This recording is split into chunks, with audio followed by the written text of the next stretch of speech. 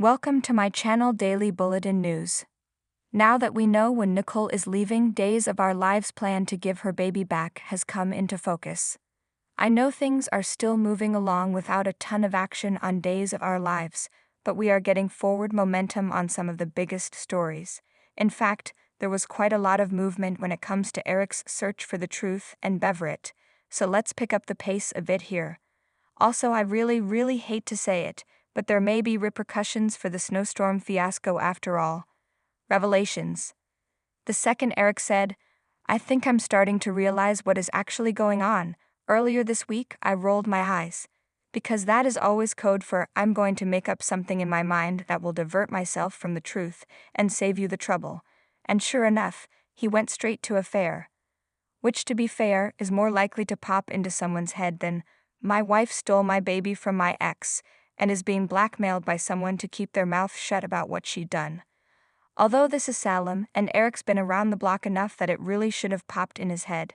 But I digress because that didn't last long once he realized Leo was getting the money. I'm glad for once that his reaction to that song and dance Sloan and Leo did by the end of the week wasn't, "Oh, okay."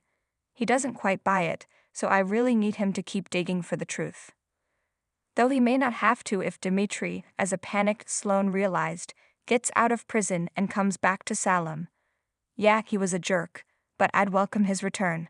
We've been so focused on all the possible ways that the Jude truth could come out, we never even thought about the possibility that Dimitri would come back to blow it all up. He's got to be ticked at Sloan for that maximum security stay.